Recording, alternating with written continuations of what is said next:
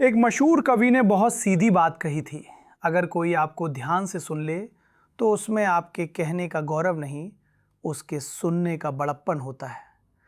और शायद यही वजह है कि आज हम सब खुद को बहुत छोटा महसूस कर रहे हैं, क्योंकि हम बोल तो बहुत रहे हैं पर सुनने वाले धीरे धीरे खत्म हो रहे हैं। हम एक ऐसे समय में जी रहे हैं जहां हर किसी के पास कहने के लिए बहुत कुछ है पर समझने की फुर्सत नहीं।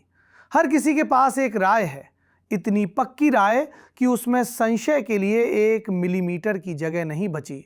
हम तय करके बैठे हैं कि सच क्या है, और जो हमारे सच से अलग बोले या तो वो बिक चुका है या देशद्रोही है या मूर्ख है। बीच का आदमी आज सबसे ज़्यादा अकेला है। पढ़ने से डर क्यों लगता है? मुझे लगता है हमारी पीढ़ी को पढ़ने से डर लगने लगा है। क्यों? क्योंकि पढ़ना अकेले का काम है। वहाँ कोई फिल्टर नहीं होता, कोई लाइक नहीं, कोई तालियां नहीं। पढ़ते वक्त आप खुद से झूठ नहीं बोल सकते। जब आप पढ़ते हैं तो किताब आईना बन जाती है, और आईना हमेशा असहज करता है। वहाँ आपकी सारी कमज़ोरियाँ दिखती हैं, आपका गुस्सा, आपका डर, आपका अहंकार, आपकी क्रूरता। इसलिए हम रील देखते हैं, वीडियो देखते हैं, शॉर्ट्स देखते हैं, क्योंकि वहाँ हम सिर्फ उपभोक्ता होते हैं, जिम्मेदार इंसान नहीं। हम क्यों इतना गुस्से में हैं? आज हर कोई थोड़ा गुस्से में है। कोई अपने माता पिता से, कोई अपने करियर से, कोई अपने शरीर से, कोई अपने देश से, और सबसे ज़्यादा खुद से। हमारे ऊपर सिर्फ वायुमंडल का दबाव नहीं है, हमारे ऊपर तुलना का दबाव है। कितने फॉलोअर्स, कौन सी ब्रांड की शर्ट, कौन सा फ़ोन, कौन सी नौकरी, और अगर इनमें से कुछ नहीं हुआ तो हम खुद को नाकाम मान लेते हैं। पढ़ना क्या करता है?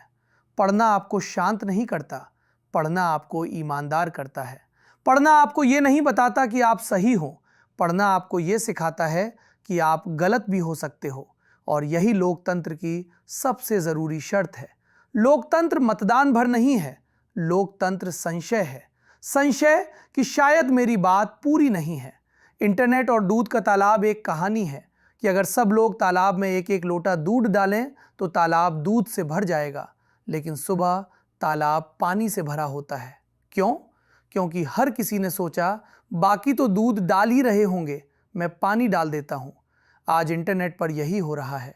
सब रिप्रोड्यूस कर रहे हैं, कोई ऑब्जर्व नहीं कर रहा, कोई 5 दिन खुद जाकर देख नहीं रहा। सब पहले से बनी राय कॉपी पेस्ट कर रहे हैं। पढ़ना सत्ता से आज़ादी है। जब आप किताब उठाते हैं तो कोई सरकार आपकी निगरानी नहीं कर रही होती, कोई एल्गोरिदम आपको ये नहीं बता रहा कि अगला पन्ना क्या होना चाहिए। पढ़ना सबसे शांत किस्म की क्रांति है। कोई नारा नहीं, कोई झंडा नहीं, लेकिन असर गहरा होता है। पढ़ना करुणा सिखाता है।